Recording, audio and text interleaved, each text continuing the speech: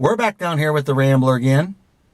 We parked it last October, November, simply because of a couple of reasons. One being the snow and the salt.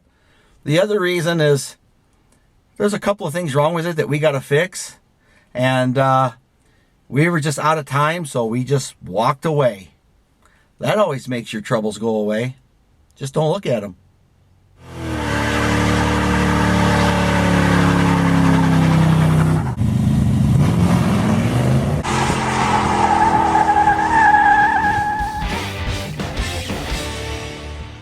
So upon a quick look around of it, where it's been sitting, but we're going to get it out of there today so we can start working on it.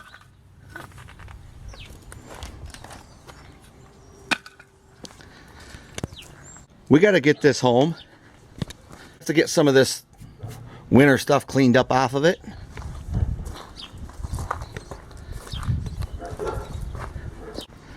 And we can share with you a couple things that we got to fix.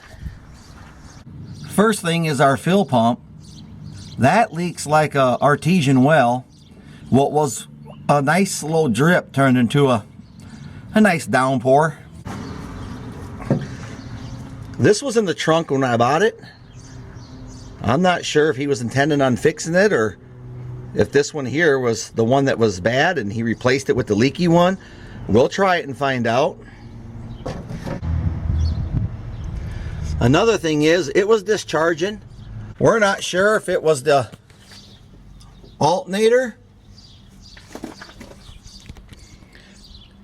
regulator, or just a bad dead cell battery.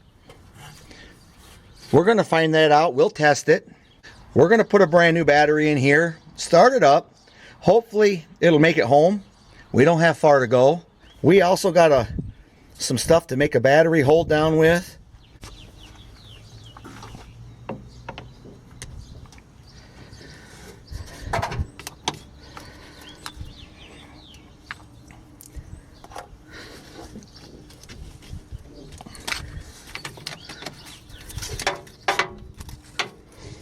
This virtually is going to hold nothing, but sure makes the conscience feel good.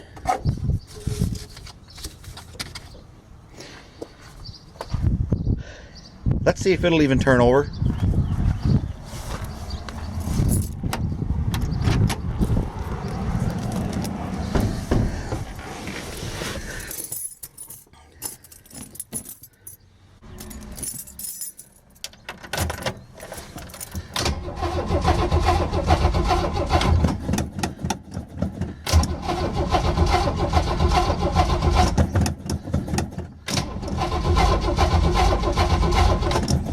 I could have poured gas in the carburetor, but I don't have access to that right now where I am.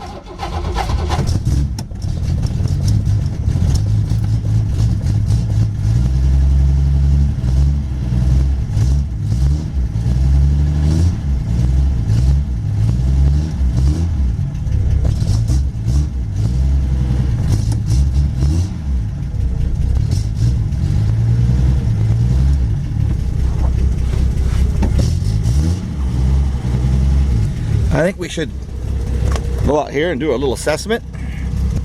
See how bad we're leaking fuel. I'm gonna say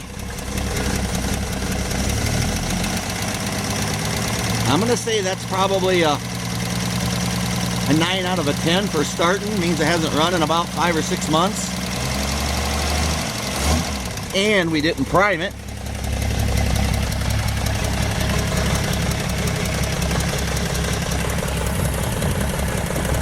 Well, as of now, nothing's coming out, but we know it don't stay like that.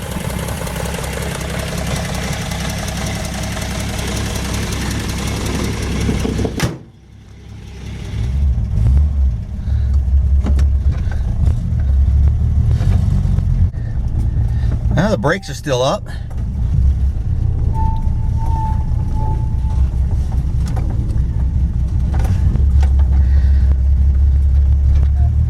We're gonna head to home.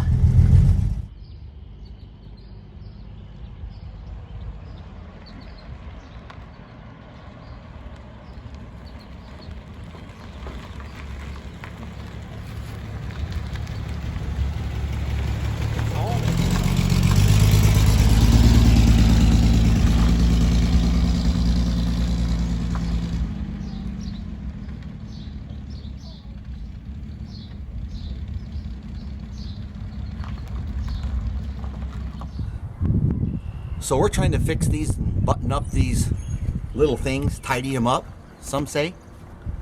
Down here, this is our battery hold down.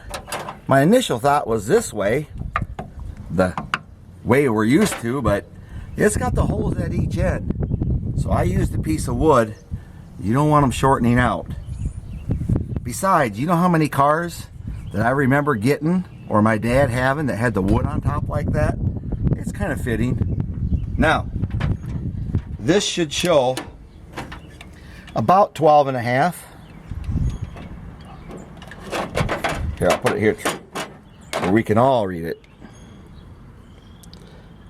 Yep, 12 and a half. All right, now I'm going to hook up the positive,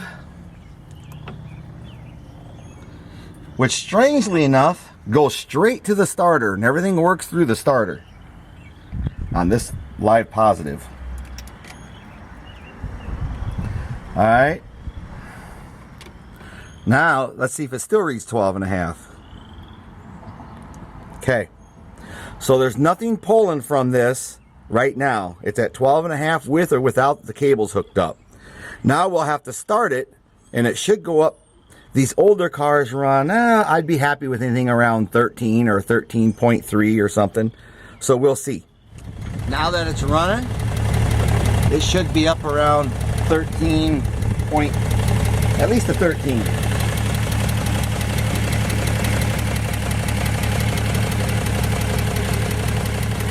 13.4, 6.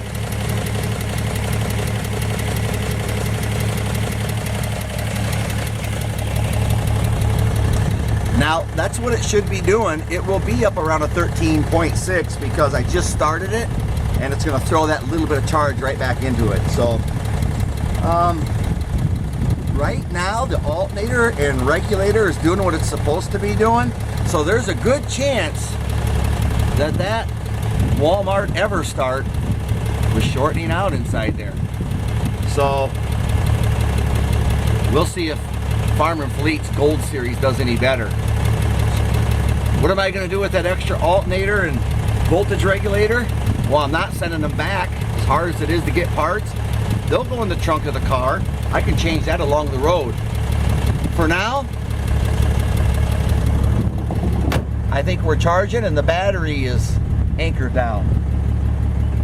Weird how my fuel pump would leak like a sieve and now it's not leaking at all. And we're changing oil in it too. Deserves that at least. Look at this oil filter. For those who haven't seen one.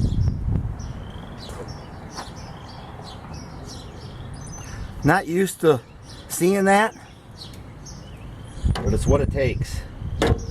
And this oil filter system, look at this. You get your two lines right underneath here.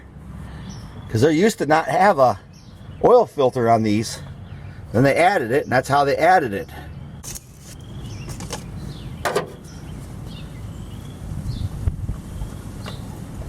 Ready for the mess?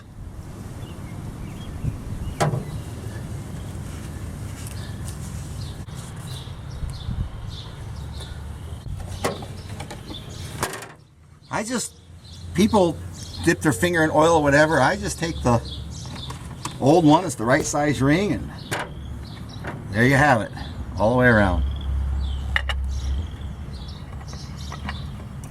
So if you don't know, where you put your oil is also your dipstick.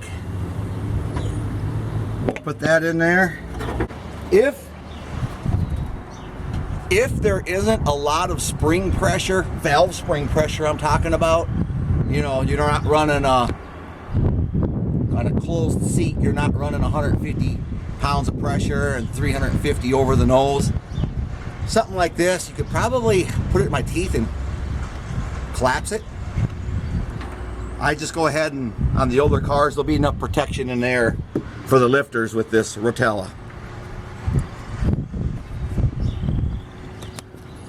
Diesel oil.